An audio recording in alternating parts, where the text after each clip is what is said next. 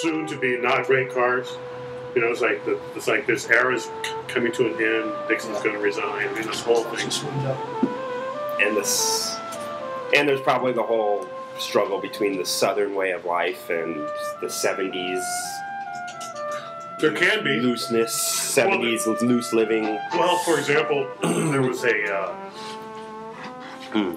there's a place down there called the Atchafalaya Basin, which is real backwoods, and it's this basin that's bigger than the Mississippi River Basin, and it's like totally uncontrolled.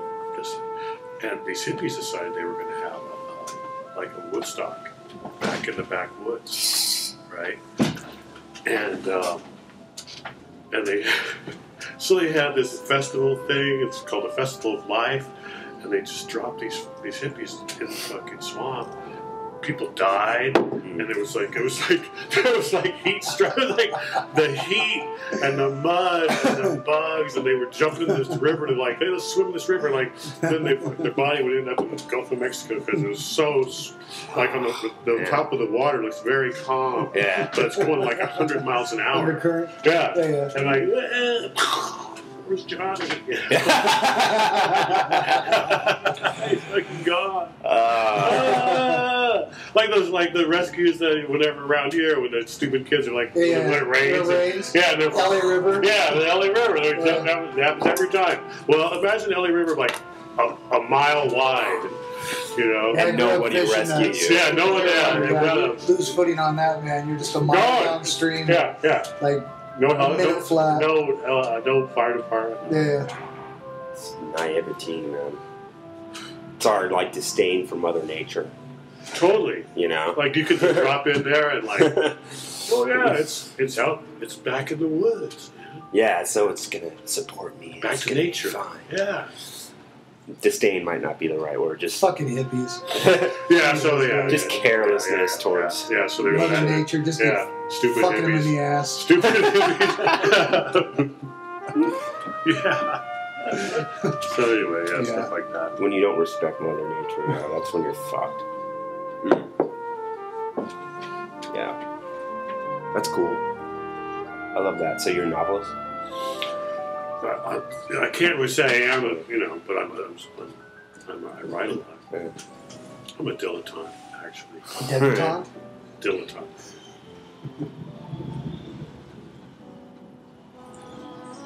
All right, next subject. Who wants to bring it up? Wait, can I speak on the thing that you asked? First thing I thought I did wrong. Yes. I knew it. Yes. Hold on. It's not crime related or anything, but it was just, when I lived in North Hollywood in the 70s, I don't know, I must have been 3 or 4, and one night I decided to just wake up, and I had the bright idea of I had this dump truck.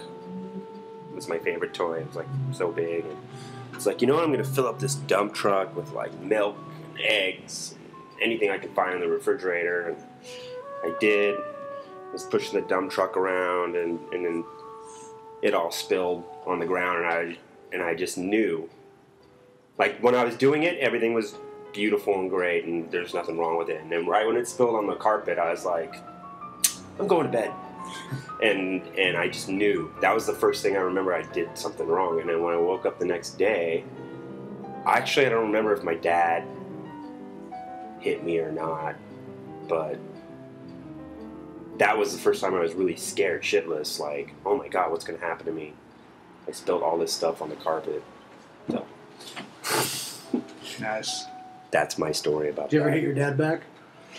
I never got the opportunity to do that. No. I try. Every time I tried, I remember one time, me and my brother were going to fight back one time. He hit you with a belt?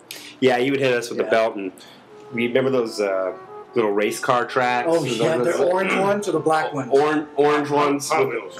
Yeah, for Hot Wheels, like, and they had the little plastic piece that would like connect. Yeah, so we made those, and we got like big long ones, and we had the little plastic piece as like the pointy end. Oh yeah. And we were gonna go and like attack him with it, and he fucking Hot Wheel. We're gonna Hot Wheel him. Yeah, we were gonna whip him with that shit, and he just said, "What the hell are you guys doing? Get in your rooms!" And we're like, See you later. like, hey, Dad, I got something for your ass. What the? And my dad wouldn't even remember any of that. It's funny. I had a knee-jerk reaction. The main father I had, his name was Don, and man, he used to set shit up perfectly. He'd do the I'm going to get the belt, and kind of stand there and fucking shake, man, from the ground, your ankles, and travel up to your knees and your hips and your shoulders. You become this bobblehead, from nerves. And he'd walk back through the house, and he'd double it up and snap it. Make that sound.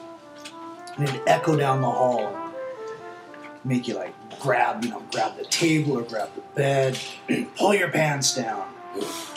And he'd just start smacking you. And I remember one time I was getting to that age. I was getting too old to be hit. Mm-hmm. So I don't know if I was 12 or 13. But he just hit me too hard one too many times. And I remember snatching it. It hit my thumb and kind of popped it out. But I grabbed it just at the right moment and turned, spun, and just smacked him on the face with it. It was just a knee-jerk reaction. And that feeling of conquering and then ultimate fucking fear at the same time, to where I crossed that line, but I wasn't ready to cross that line. To where it's triumph, oh shit. Yeah. And I fucking bolted out of the house, man, and ran till I couldn't run any longer, and I couldn't go back, man. I used to get sent to this children's home.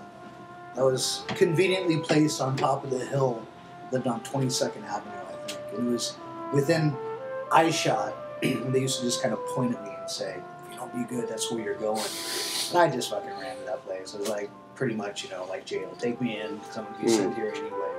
But I crossed that line from conquering that moment to absolute defeat, man.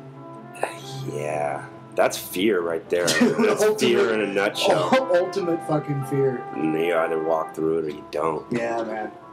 That reminds me, I'll say it. But back then, teachers would have, I had a teacher, Mr. Weimer, a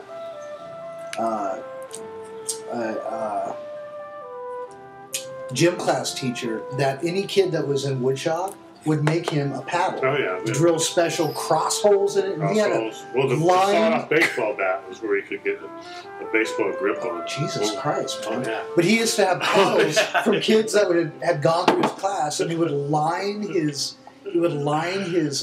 office, and you could pick your paddle if he would spank you.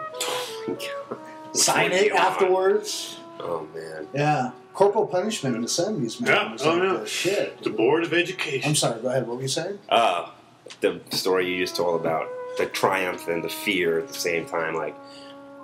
As I was growing up, this was about 10th grade. Man, I was going up, man. I never quite made it. See, it could have been something. 10th grade is when this happened, I would say. But after my Should I get the tissue right now? The world, your shoulders are slumped right now. You see? My dad